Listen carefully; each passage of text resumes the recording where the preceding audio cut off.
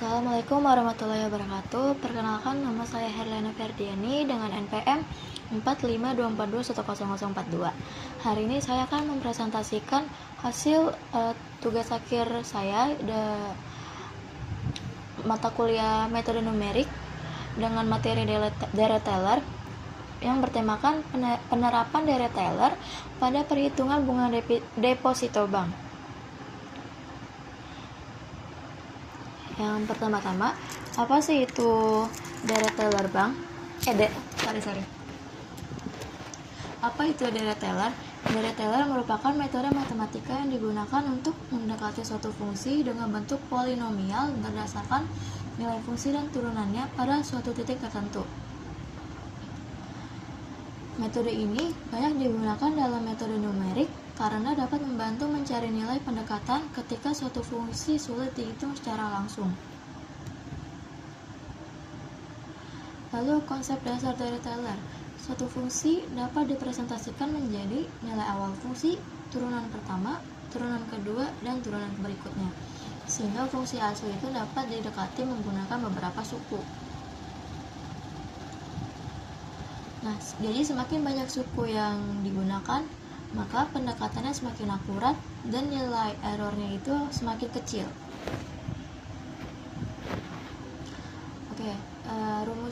Rumus Deret Taylor itu fx sama dengan fa ditambah f aksen a, yang dimana f aksen ini tuh turunan dari f sebelumnya, dikali x dikurang a lalu ditambah f 2 aksen a per 2 faktorial, terus dikali buka kurung x kurang a pangkat 2 tutup kurung pangkat 2 lalu ditambah f 3 aksen a dibagi 3 faktorial, habis itu dikali buka kurung x kurang a tutup kurung pangkat 3 dan seterusnya. Nah, di sini ada keterangannya, fx itu fungsi yang dicari. Lalu kalau a itu titik pusat pendekatannya, f aksen a itu turunan pertama, f 2 aksen a itu turunan kedua, dan n itu merupakan jumlah sukunya. Nah, selain Deret Taylor, ada bentuk khusus dari Deret Taylor yang dimana itu merupakan Deret Maclaurin. Perbedaannya Deret Maclaurin dengan Deret Taylor itu ada di A-nya ini. Kalau si titik pusat Deret Maclaurin ini itu merupakan 0. Sedangkan untuk Deret Taylor ini tuh titik pusat itu di pendekatannya. Jadi si Deret Maclaurin ini benar-benar cuma 0 aja. Rumusnya sama seperti Deret Taylor, cuman perbedaannya itu untuk titik pusatnya atau A-nya ini angkanya itu 0 aja. Lalu saya langsung ke Excel-nya aja untuk perhitungan yang dengan deposito bank. Pertama-tama di sini tuh terdapat sumber datanya itu saya ambil dari bisnis.com, yang dimana itu berisi suku bunga deposito BCA, Mandiri, BRI, dan BNI yang terbaru Januari 2026. Di sini ada link untuk akses ke sumbernya. Lalu ada sumber lain sebagai sumber pendukung, yaitu halaman resmi BCA atau time deposit. Lalu ada data tambahan. Di sini untuk saldo awalnya itu saya mengambil 10 juta dengan tenornya itu 1 tahun. Dan di sini ada rumus dasarnya, yaitu A kali T sama dengan P kali E pangkat RT. Lalu untuk di Bank BCA ini suku bunga per tahunnya itu 2,50%. Lalu untuk yang Mandiri dan BRI itu juga suku bunganya itu 2,50%. Yang beda itu cuma di BNI. Yang BNI itu suku bunga per tahunnya itu 2,75%. Oke, pertama saya ke teller BCA dulu. Oke.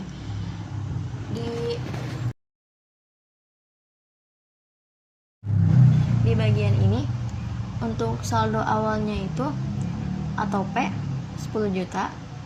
Lalu suku bunganya itu 2,50% dengan tenor 1 tahun. Lalu ini dicari X dulu, X sama dengan R kali T, yaitu suku bunga dikali tahunnya atau tenornya, yang dimana diperoleh jumlah 0,025000. Lalu di sini ada jumlah sukunya yang terdiri dari 12 suku. Lalu di sini ada perhitungan suku ke N, yaitu X pangkat N per faktorial N. N faktorial. Yang dimana rumusnya ini menggunakan power dan fact. Jadi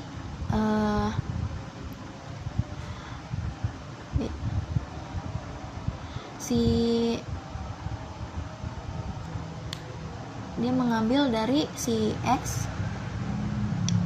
lalu dihitung dengan data A11.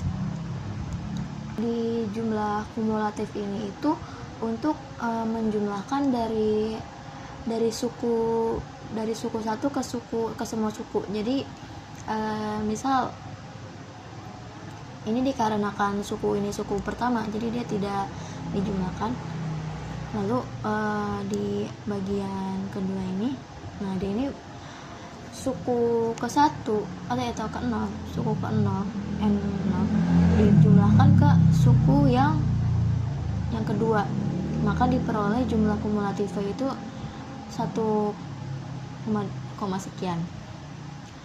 Begitu pula seterusnya. Jadi setelah jumlah kumulatif ini itu diperoleh, maka untuk suku berikutnya ditambah dengan yang ini, sehingga memperoleh hasil jumlah kumulatif keduanya, N keduanya itu segini gitu. Intinya ini tuh untuk menjumlah semua dari satu suku ke semua suku.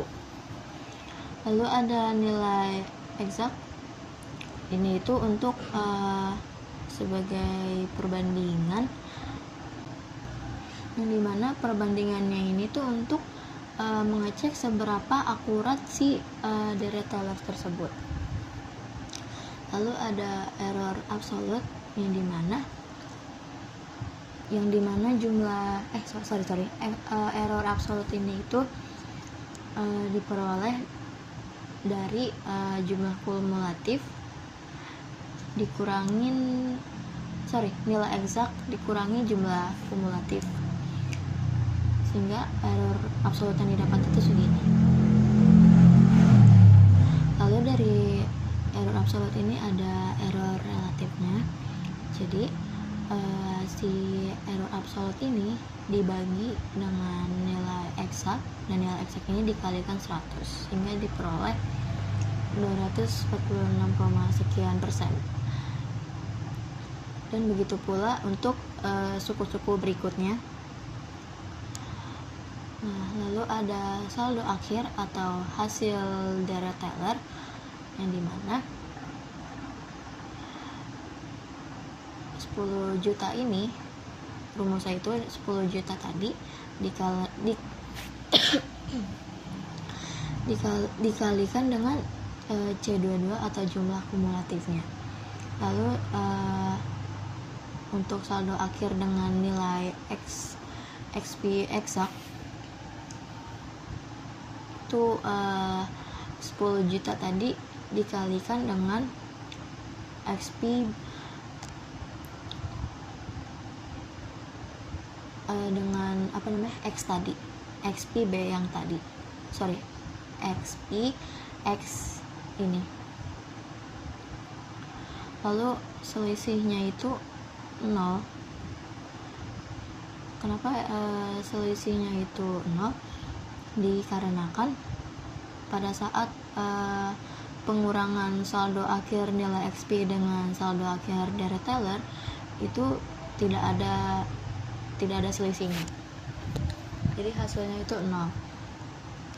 Lalu selanjutnya ada untuk Bank Mandirinya, dimana Bank Mandiri ini tuh caranya sama seperti yang BCA, dan dikarenakan suku bunganya itu sama 2,50%, jadi hasil yang diperoleh itu juga sama, yang dimana saldo akhirnya itu 10.253.151 perak. Lalu untuk teller BRI, untuk Bank BRI, dan di sini juga hasilnya sama. Lagi-lagi karena dikarenakan suku bunganya itu 2,50% juga. Lalu untuk Bank BNI, nah di sini dia yang beda. Dia itu suku bunganya itu 2,75%, yang dimana hasil saldo akhir dari deret teller itu 10.278.816 perak, dengan saldo akhir nilai XP eksaknya sama 10.278.816 perak, dan selisihnya juga 0. Lalu ada perbandingan saldo akhir deposito antar bank. Di sini dicantumkan 4 bank tadi dengan suku bunganya, lalu saldo awalnya 10 juta, dan saldo akhir teller, saldo akhir XP-nya, lalu selisih errornya. Di sini ditemukan bahwa untuk bagian BNI ini, dia itu untuk saldo akhirnya itu lebih banyak, dikarenakan suku bunganya itu lebih besar. Sedangkan untuk BCA, Mandiri, BRI itu saldo akhirnya itu sama semua, seperti itu. Lalu ada variasi tenor BCA. Jadi pengaruh variasi tenor BCA terhadap deret teller. Dimana di sini saya cantumkan saldo awal itu 10 juta dengan suku bunga BCA 2,50%. Nah, di sini tuh untuk melihat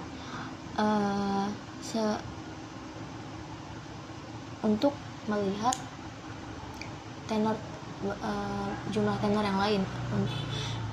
Di sini ada 2 tahun, 3 tahun, 5 tahun sampai 10 tahun. Dengan X-nya itu R dikali T. Jadi per tahun itu dia bakal nambah X-nya dengan sukunya itu 12, dengan lalu ada hasil tellernya pangkat X-nya, lalu nilai eksaknya, dan error absolut. Lalu ada saldo akhir untuk tellernya, yang dimana di sini tuh terlihat bahwa apabila tenornya itu 1 tahun yang diperoleh itu maka 10.253.151 perak.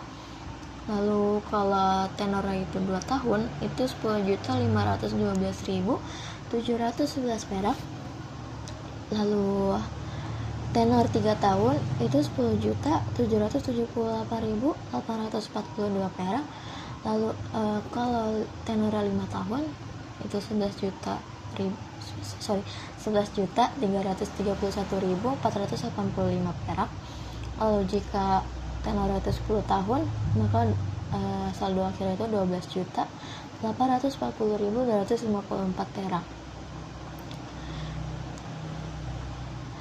Yang dimana jadi semakin panjang tenor maka semakin besar nilai X-nya, sehingga saldo akhirnya itu semakin tenornya banyak maka saldo akhirnya itu bakal semakin banyak, seperti itu. Lalu saya akan beralih ke Octave.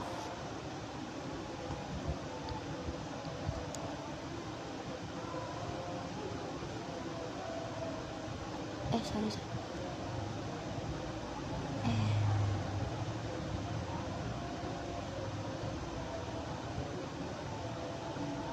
Ya ampun.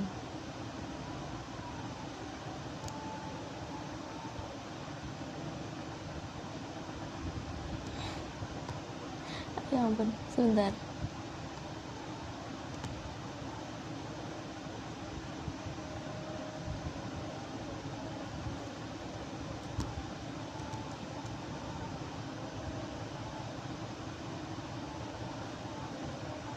Nah, di sini di Octave ini terdapat data input yang dimana P-nya itu 10 juta, dengan tenor itu ini saya tulis 1 karena 1 tahun, dengan sukunya itu 12. Lalu ini tuh untuk N-nya dari 0 sampai 11 karena sukunya ada 12.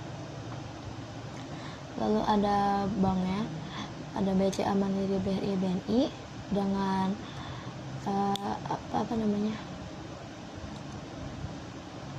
suku bunganya itu 0,25%, 0,25% untuk BCA, 0,25% untuk Mandiri, 0,025 untuk BRI, dan 0,0275 untuk BNI. Lalu untuk di sini, untuk selanjutnya ini ada perhitungan per bank. Di sini ada perhitungan bank untuk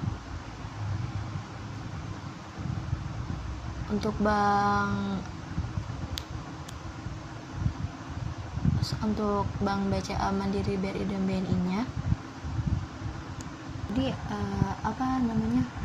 jadi tuh di sini saya itu nggak bikin looping manual kayak buat tiap sukunya itu satu persatu, tapi saya itu pakai perhitungan vektor.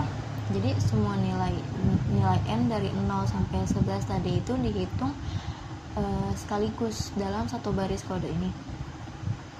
Jadi kodenya itu bakal ngambil rumus Dirac-Taylor, yaitu yang X pangkat N dibagi faktorial N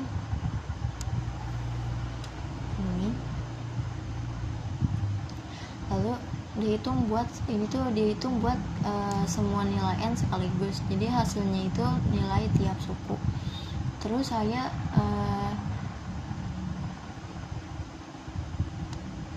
jumlahin pakai fungsi COMSUM atau jumlah kumulatif. Jadi tiap posisi itu nunjukin total penjumlahan suku dari awal semua sampai posisi itu.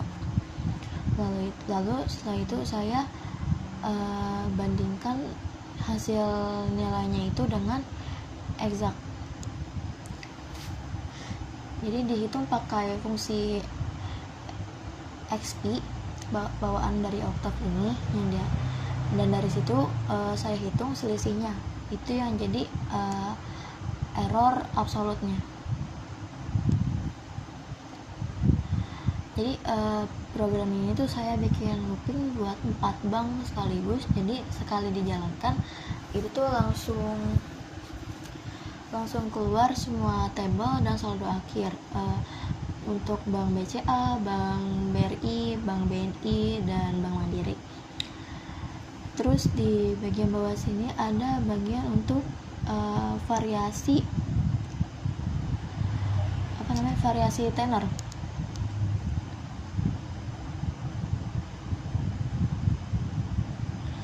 Nah, di variasi tenor ini itu seperti yang di Excel tadi, yaitu ada 1 tahun, untuk 2 tahun, 3 tahun, 5 tahun, dan 10 tahun. Jadi semuanya itu pakai suku bunga yang BCA buat lihat gimana sih pengaruh lama menabung terhadap hasil dan akurasi perhitungannya. Jadi intinya di program ini itu untuk perhitungannya itu otomatis dibandingkan yang Excel. Kalau yang Excel tadi kan satu per satu kita hitungnya. Kalau yang di sini itu langsung untuk semua bank dan untuk semua suku. Baik, sekian presentasi dari saya.